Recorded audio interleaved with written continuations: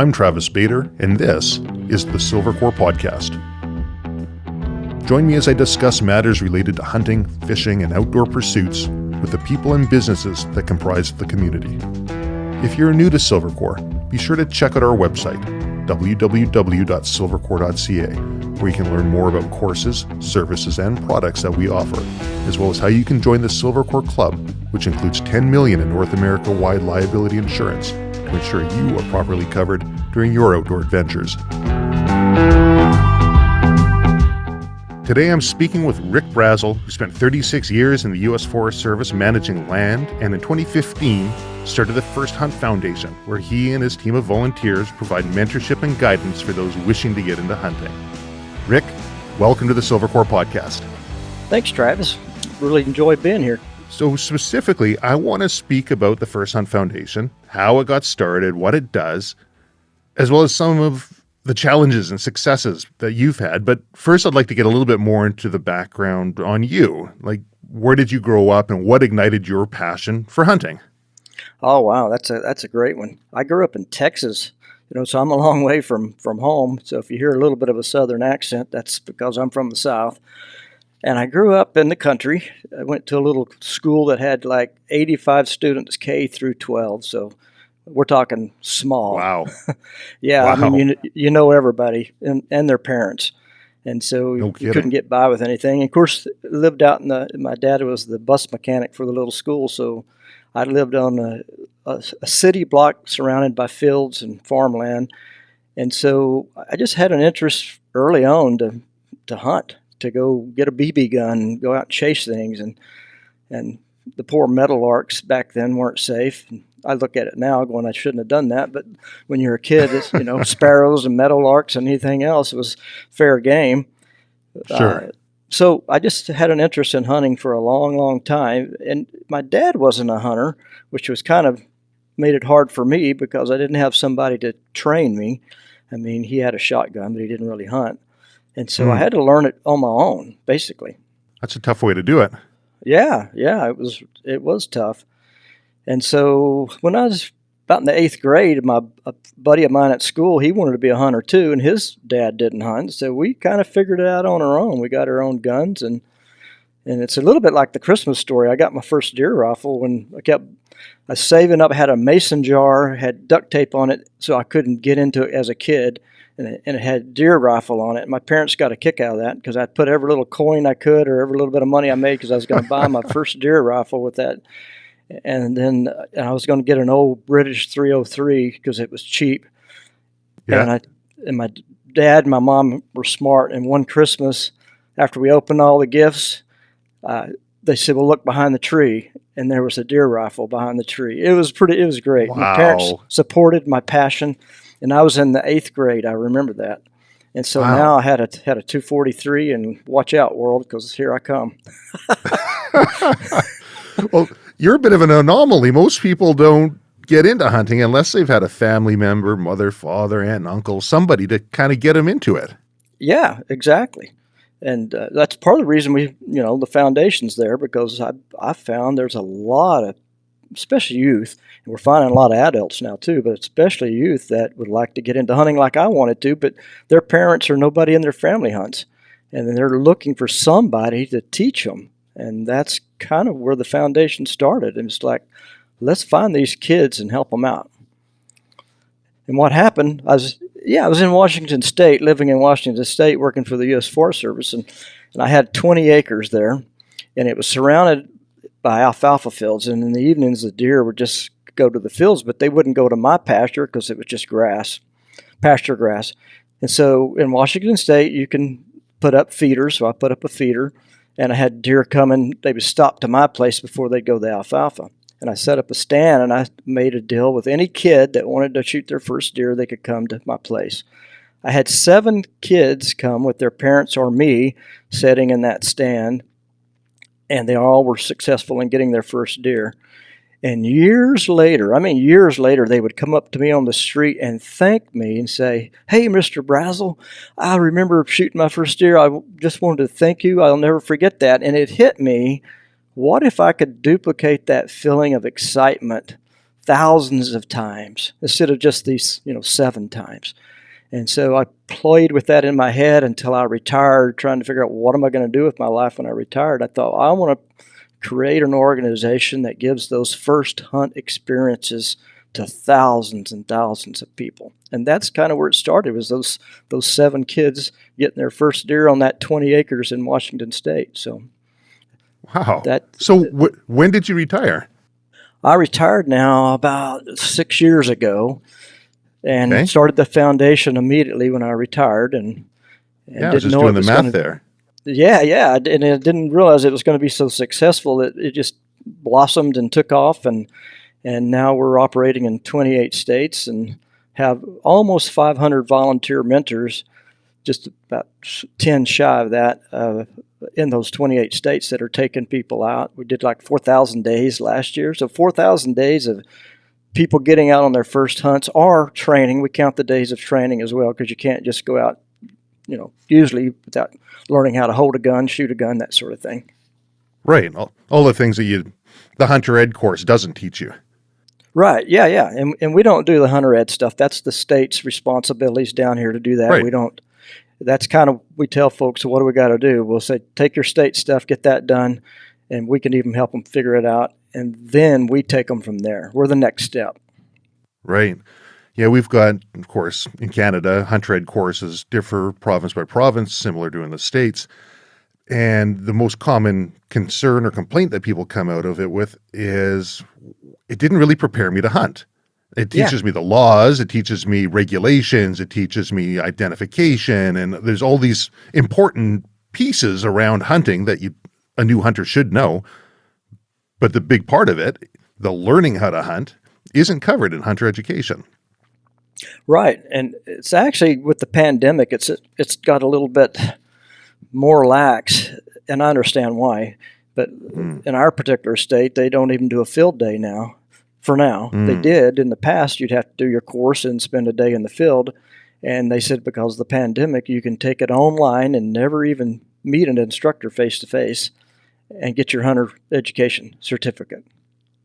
So there's, in my opinion, a massive disconnect between hunter education training and hunting. And that disconnect would be mentorship, something in between. And we live in a society now where the younger generation, they're on Facebook and Instagram and TikTok, and their social connections are done virtually by and large. And I'm seeing a trend towards a desire for, I guess, more intimate connections, more real connections with other individuals. And I'm starting to see organizations like the R3 movement, right? The R3 movement is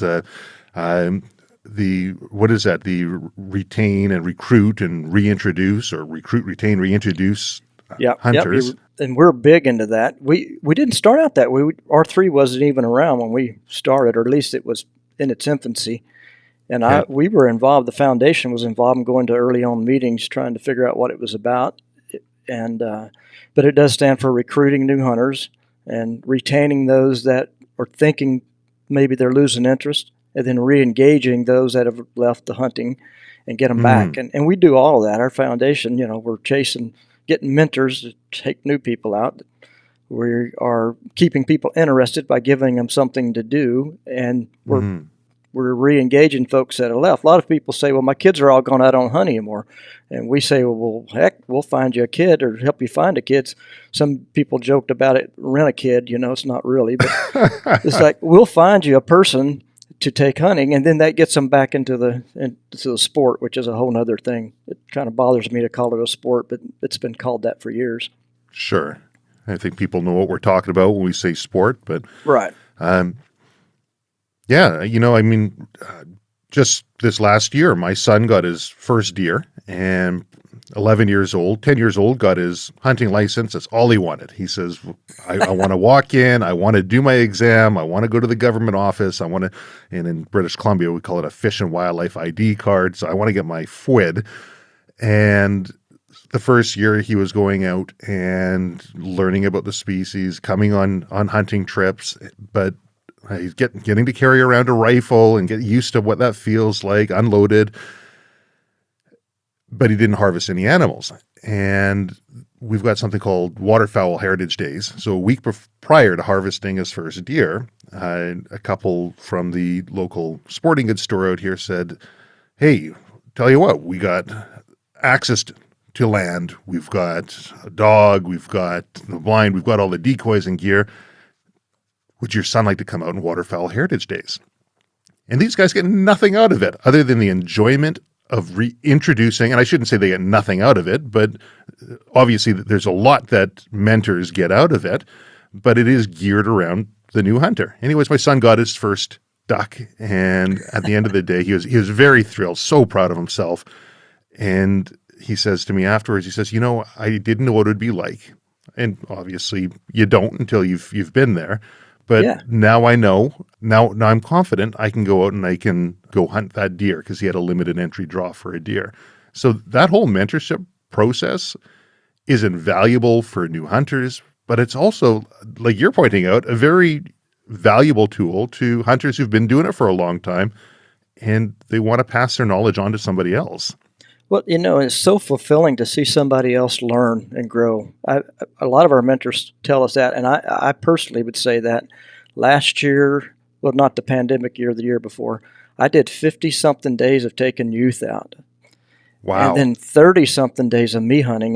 So 80-something days in the field hunting, and I'm thinking, I think I died and went to heaven because that's kind of what I love doing.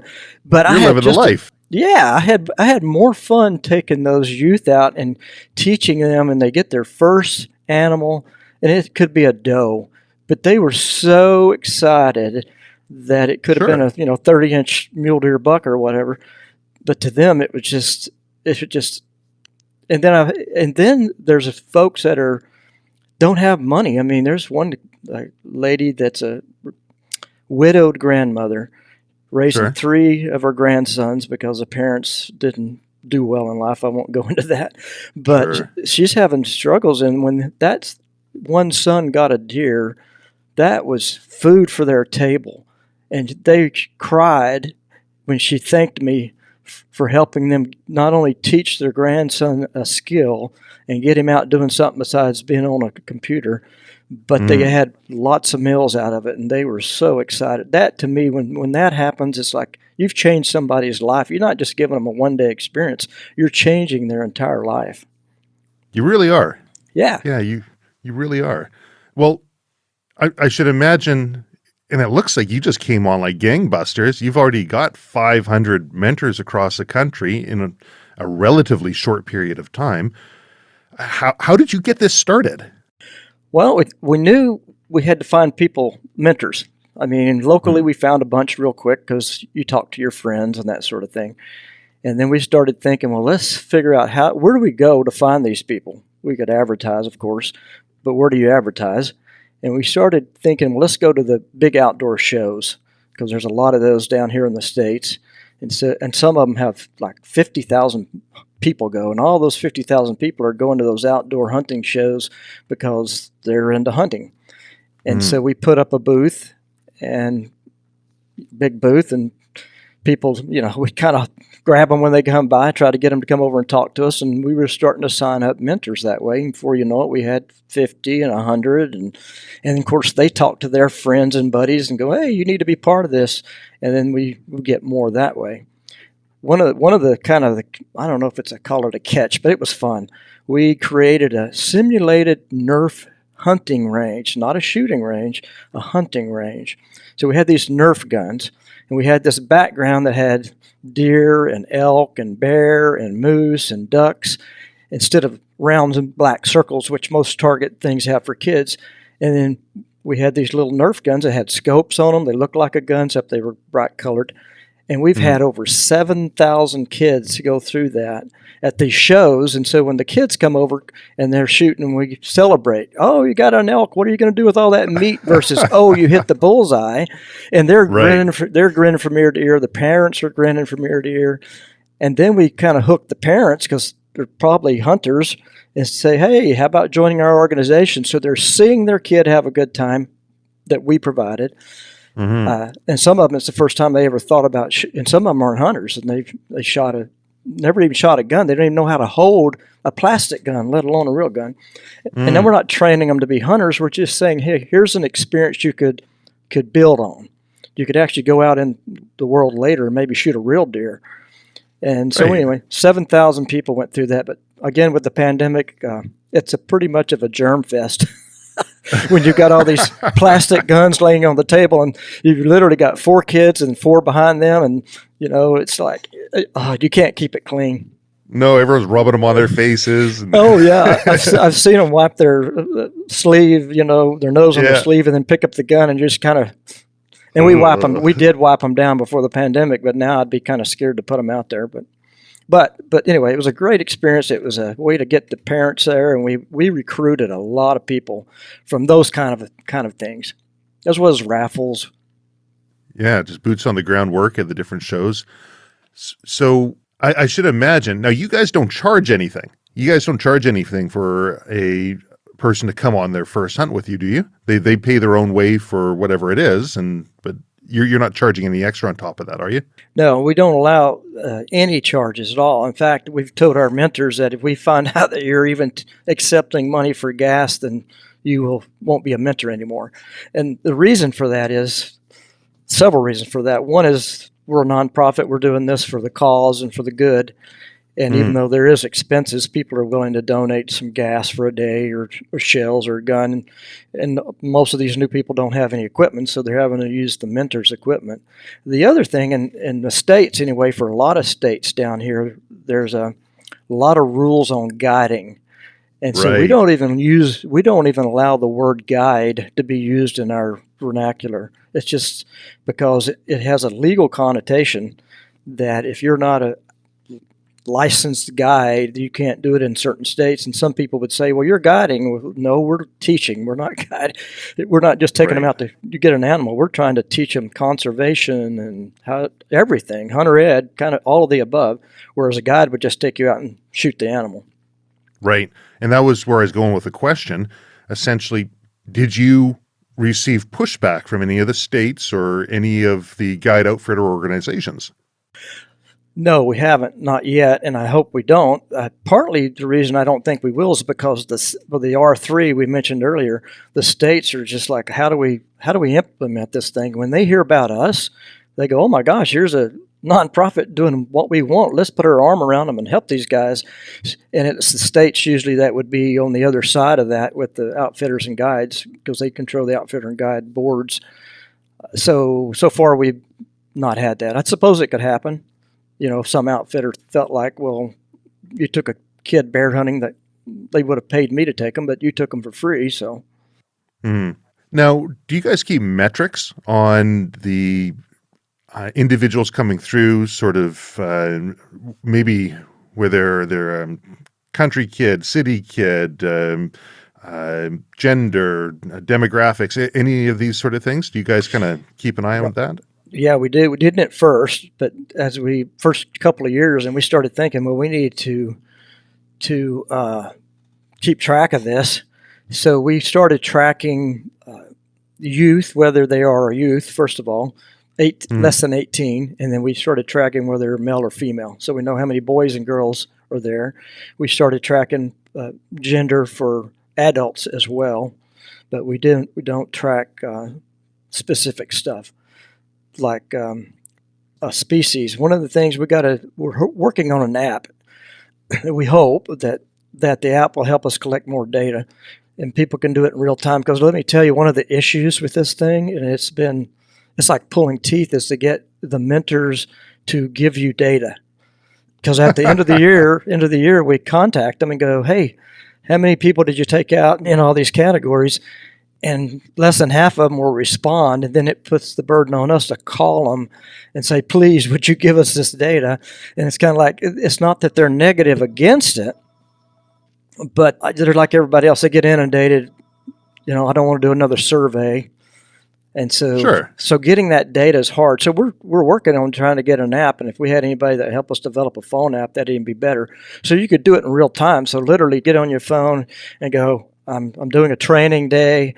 I'm doing it with a 12-year-old or mail or whatever, and then boom, it's done. Because what happens now at the end of the year, we hit them up and they're sitting there going, oh my gosh, what did I do?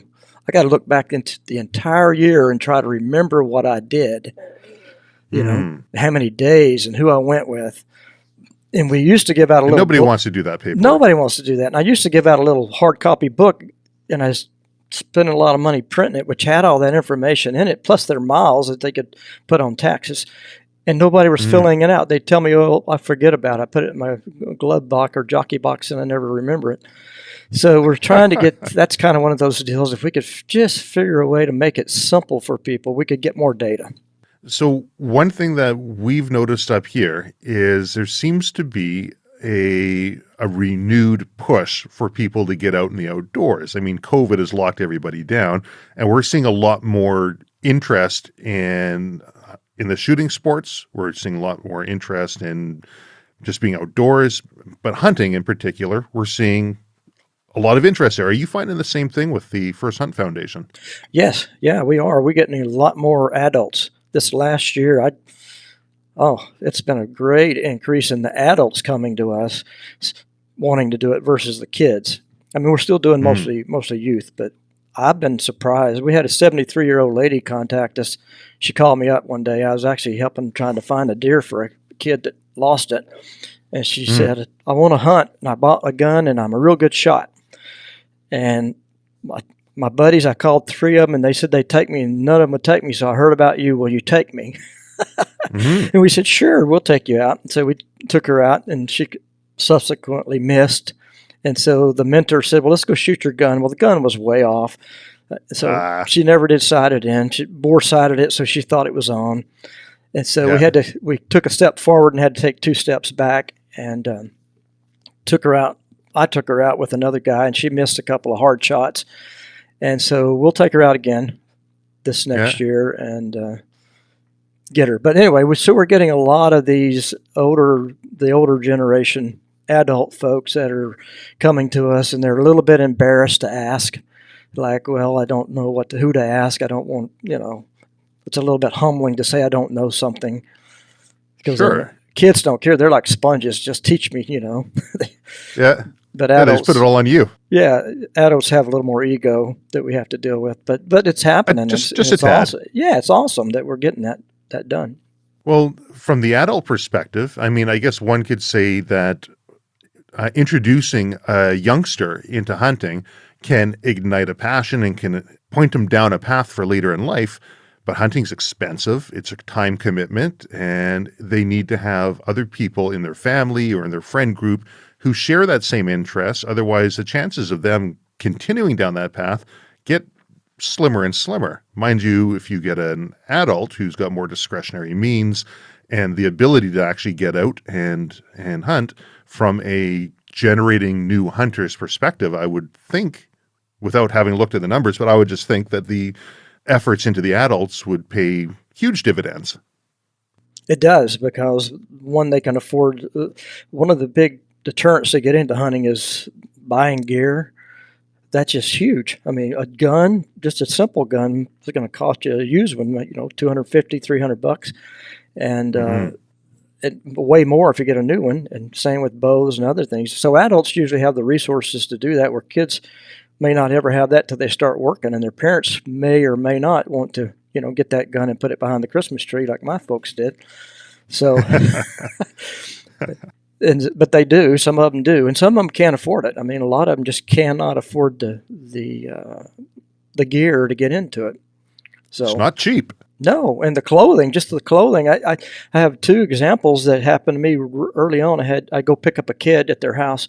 They'd walk out, of course, in tennis shoes and holding a Walmart bag with a Gatorade in it. And that happened twice with 2 different kids. And that was their hunting pack, was that Walmart bag with a Gatorade. That's all they had. They didn't have anything. So I'm kind of looking at them like, well, okay, we're not doing any major hiking today. And and so getting gear is a big deal. Right. And people can get really caught up in the gear thing. There are some necessities. There are some things that you definitely need to get out and hunt. It doesn't have to be the latest, greatest name brand camouflage clothing. I think more animals have been taken in blue jeans and plaid shirts and any of the latest, greatest camouflage out there. But there are some essentials, and even those essentials aren't cheap.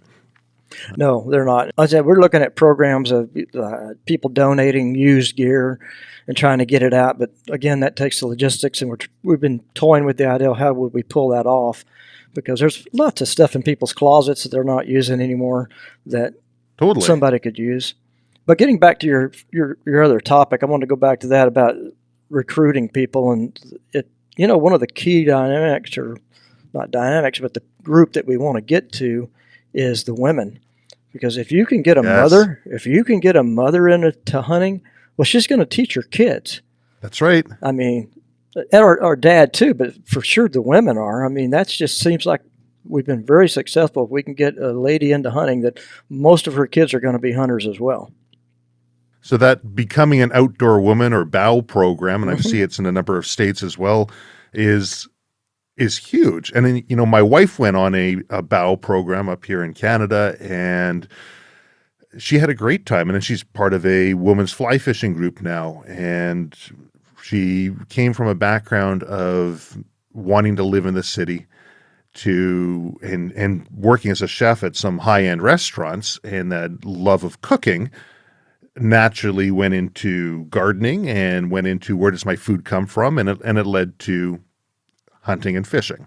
And these BOW programs, I think women are the fastest growing demographic in all of hunting in the United States and Canada. And the secondary thing, I guess, on that would be the food aspect. When you start introducing like where the food comes from, because for a number of years now, there's been and I forget what the term was called. It's not localvore, something like that. Yes, it's like lacivore or something like that. I've heard it as well. Yeah. Basically, where can I find, and whether it's foraging for mushrooms or plants and whatever it is, or fishing, and all of these things tend to naturally lead down to a path of hunting and learning a sustainable food source. I think those are two of the huge areas that are being exploited right now, that are introducing so many people into the world of hunting. And so one of the things we're working on is trying to recruit as many women mentors as we can, because a lot of the spouses of the hunters, it's kind of interesting. They're standing there at the outdoor show, and of course the guy's talking to us, and the mom hunts too. And so we're talking to them, trying to sign them up, and we always look over and say, "What about you?" And she kind of looked at us and said, "We need more women mentors to, especially take out young girls. They feel more comfortable a lot of times with a lady than they would a crusty old guy, And so we do. We're seeking hard to find good women mentors, and we've got a lot. We've actually got a lot. So if somebody wants to be a mentor with your program, what do they have to do? How do they first? I guess they go to their website and they read about it. But what are the next steps? Well, yeah, the website has a our programs component. You look under our programs under mentoring, and there's a mentor sign up sheet, and you sign up on the web, and it comes back here to our headquarters, and which is in my loft here in my house.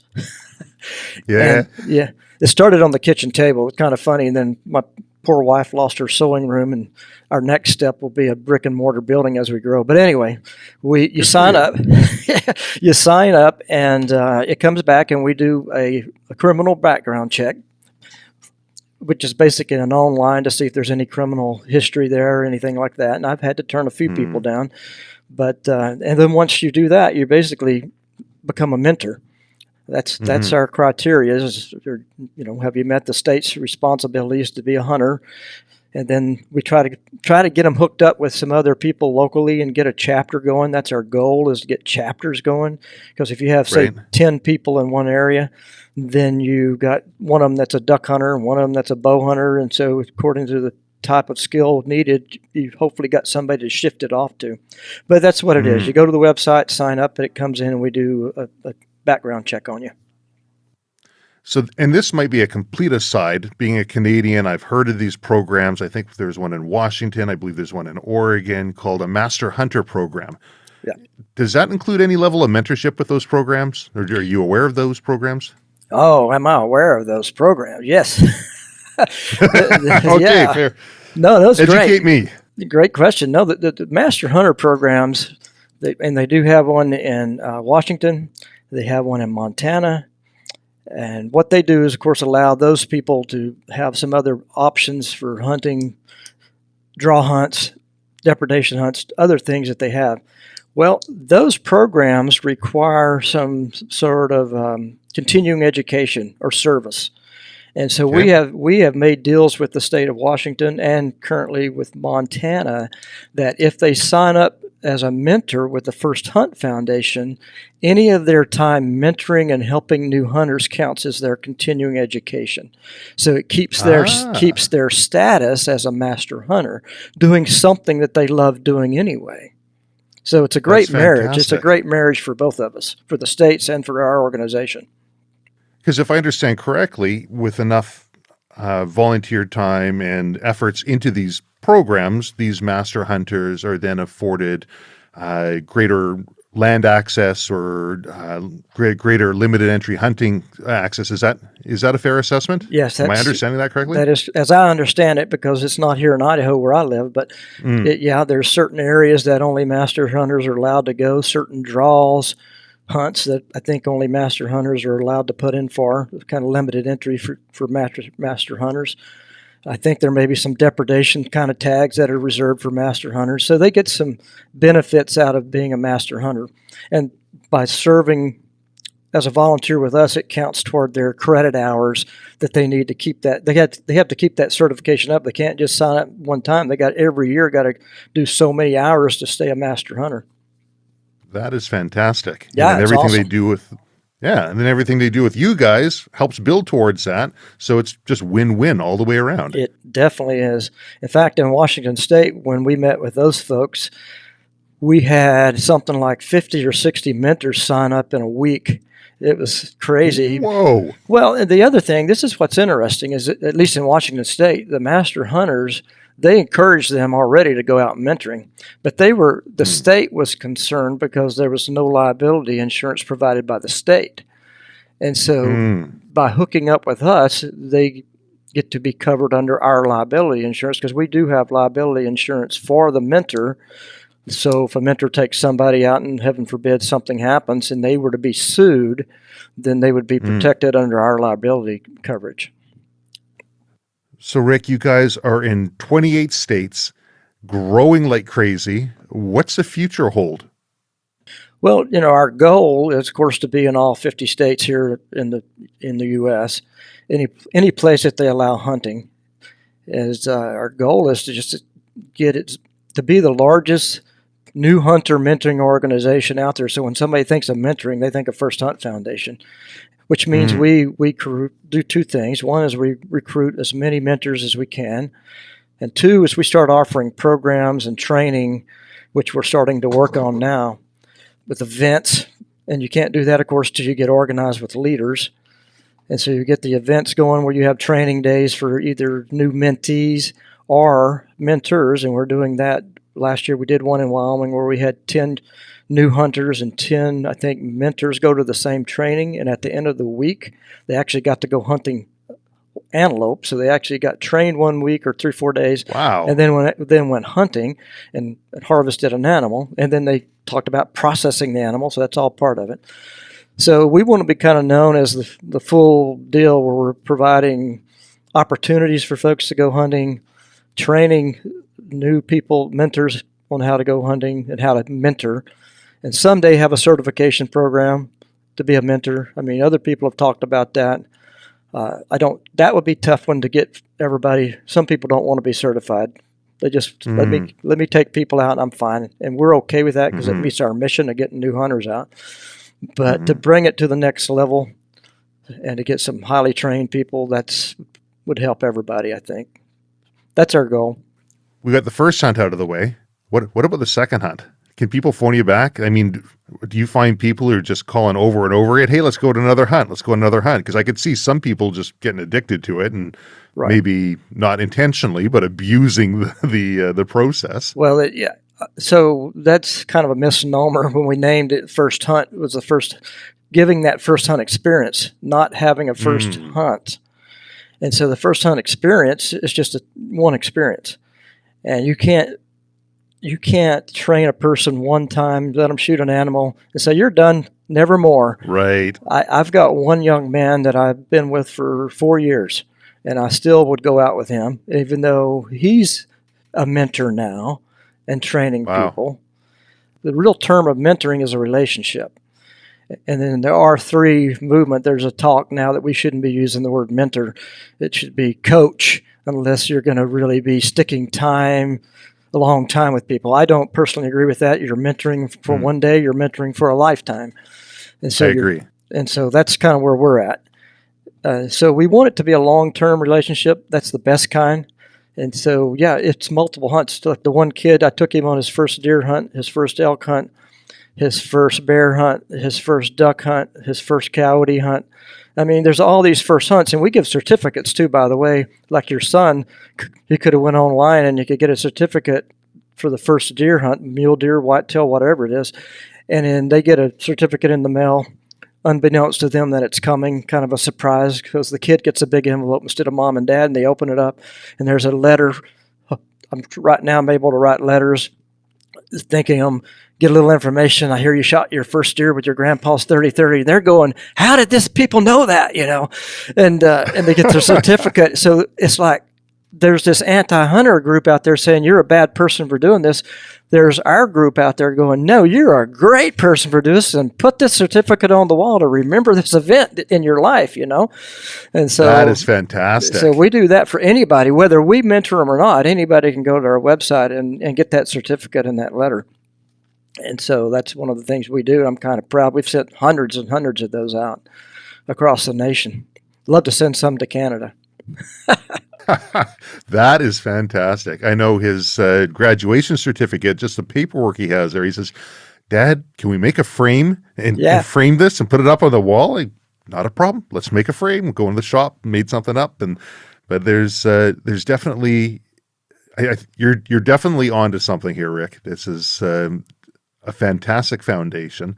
I'm really liking everything that I'm learning about it because I've been doing some reading online as well.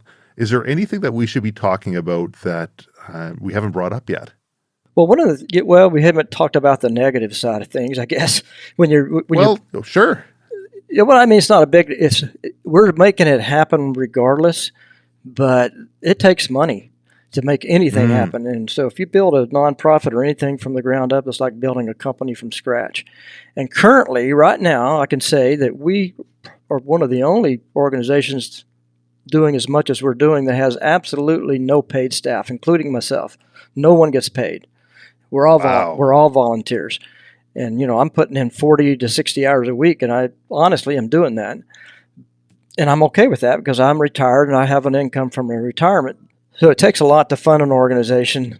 And so our insurance, we pay for the insurance. That's a big bill.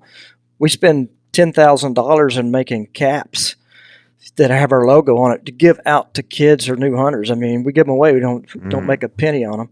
Go into these shows, you maybe $3,000 or $4,000 or $5,000 go into a show to recruit more people to take more hunters out. So there's a lot of money. So we're a nonprofit, and you're always out there with your hand out trying to find grants to fund the cause. We're gonna start a membership here soon. That's there's a supporting membership, so folks who believe in what we're doing could become a member of the First Hunt Foundation, and they'll get a free knife. Which we had 1,500 knives donated by the Rocky Mountain Elk Foundation, about $8,000 worth of knives. So stuff like that we can try to. So my goal to keep this sustainable is to find a funding source eventually that we're not constantly having to chase grants down. And I don't know what that is yet. So we're always thinking outside the box. What would, sell a product, do something that would keep the foundation going, win the lottery, Yeah. Just keep buying those lottery tickets. Yeah. So anyway, that's an issue. Yeah. So if somebody wanted to donate to the First Hunt Foundation, is that just done online? Oh, yeah. And we get some of that. Yeah. You can go online and there's a donate button. I mean, And we're going to start some national here locally or in the U.S., some national raffles. We're going to try to get going for some big items, maybe a high-end hunting rifle or something like that, which could generate some money as well. Mm-hmm. And if we wanted to kind of group think sustainable revenue generation, a model that kind of will keep revenue coming into the First Hunt Foundation, if somebody wanted to contact you, is all that contact information on the website? If someone listened to this, has ideas and say, you know what you should do, they can just contact you through the site? Oh, yeah. There's a spot on the site where you can contact us and call me. I think probably the number's on there as well. So I'm always open to those ideas. So, and I tend to kind of shy away from the negative side of things. Like I know the formula for popular podcasts would be controversy, but I always try to impart some sort of positivity and learning message through each one of these podcasts. But if we're talking about some of the negative here, are you encountering any pushback from any anti-hunting groups? Not yet, but I'm sure those days will happen. I mean, I have my truck has logos all over it, so I keep thinking sometimes when I'm traveling across the country that I'm going to get, egged or something. Windows smashed. Smashed or something when I come out of the motel. But I have people pass me on the interstate with a big thumbs up because on the back on the back of my truck, it literally has a picture. You can't tell it's me leaning over, whispering to a young girl who has a rifle. You can tell we're at a shooting range. And so it's a message like, here we're helping kids learn how to shoot guns. It's right on the back of the truck. And so when people pass me, a lot of them are just big thumbs up, like, hey, way to go, because I'm sure they're hunters or outdoors people. But I suppose somebody could drive by and give me other gestures. They haven't done that yet. You got a couple other digits on the hand, but no, that's... So we've covered sort of where you've been, where you look to be going, some of the difficulties that you've encountered, which doesn't seem like you've encountered really a heck of a lot of pushback. Is that a fair assessment? That's a fair assessment. In fact, at least with the states, everybody we've talked to is excited that somebody's doing what we're doing. And I think a lot of nonprofits don't last very long, like businesses that last a year or two. And now we're going on our sixth year. And lots of numbers that we're producing. The COVID numbers will be down for 2020. We haven't done that data yet. And our name recognition is getting out there. So I think that's all going to help. And we teach conservation. It's not just about killing something. It's teaching about the woods and nature. And I mean, you got to take advantage of that time you're out there. Besides just teaching a hunting skill, let's talk about conservation. Let's talk about, because hunting is conservation. In the future. And I was a wildlife biologist originally in my career in the Forest Service before I became a line officer. And so I was all about fur fishing, game and critters. And so I love teaching people about nature and what's out there. So that's a big part of it as well. And so that's the white hat part. I mean, I've got hardcore conservation organizations that know me and they're supporting what I'm doing because they think it's a good thing. Well, so many people equate hunting, so many non-hunters will equate hunting with the actual process of harvesting the animal, when that accounts for less than 1%. Well, you're pulling that trigger. That's your time of harvesting the animal. All the other time is a preparation and the study and is spent with animal identification and learning the environment, and the whole conservation movement is just hugely ingrained into the hunting perspective. But a lot of people, non-hunters, they don't see that. When I look at new hunters that are looking to get into hunting, they're not necessarily like you or I. They don't come from the same sort of backgrounds as you or I. We might have some hipsters wanting to get into hunting for reasons that are the idea of sustainability and finding local food. Are you finding any difficulties in bridging the gap between some of the new hunters and existing hunters? I don't think so. I think we're finding that most of the hunters, if I understand your question, that we recruit are just excited to teach anybody about hunting. And so if somebody comes in with different ideals or values or backgrounds, I haven't ran into anybody that had an issue with any of the new hunters coming in yet. Mm-hmm. It's so exciting for what we're doing. I've had several experiences that stick with me. I mean, when you've been hunting, I'm going to be 67 here probably in a few weeks. And I've hunted since I was like in the eighth grade for sure. And so when I go pick up a kid to go like turkey hunting, and you're going real early in the morning, and to me it's just like another day to go turkey hunting. I'm excited about it, but the kid looks at me and says, I couldn't sleep last night. I was so excited thinking about this, I couldn't sleep. And it reminds me, it brings back that flood of memories of when I was a kid and I was so excited to go hunting and nobody to take me. And I remember the one time when my uncles came and they were going to go hunting. I don't know how old I was. I wasn't very old. And they wouldn't take me because, I was a kid and the guys were going to go out and do their thing. And I remember crying, thinking, I wanted to be there so bad. They wouldn't take me. And so when I hear kids say they couldn't sleep because they were so excited and they were so thankful to have that opportunity, I know we're doing the right thing. I know what we're doing mattered to that kid probably for the rest of their life. And that that's what keeps us going, man. That's, the organizational stuff sometimes is a pain in the butt because it's that admin, you got to make it happen to make all those experiences happen. And when one of them happens and you feel it and see it, it's just amazing. I had another one, I got to tell you, it touched me, where I taught this young boy for years. And the first deer he shot, it was raining and getting dark, so I field dressed his animal. I said, we got to get this done. It's raining. Just hold the light. I'll get it done. Got it done. The next year, I took him out to have another experience. He shot his first deer, or second deer, and it was daylight. And I said, oh, good, you get to do it. So talked him through it. He did all that. I didn't touch anything. And he called me that night, and he says, my grandfather is excited about me hunting, and he's never hunted. Would you take him hunting? And I knew him and his grandfather fished. I said, sure. So about 2 days later, I took him and his grandfather out hunting. He'd never hunted before. He shot before. And so he shot this little buck, a little spike buck, and we walked over, and I was just about to go through the process of teaching him how to do that. And I looked over to Jordan. Jordan was our number one mentee number one. And I said, Jordan, teach your grandfather how to do this. And I stood there and watched the grandson teach his grandfather how to field dress a deer.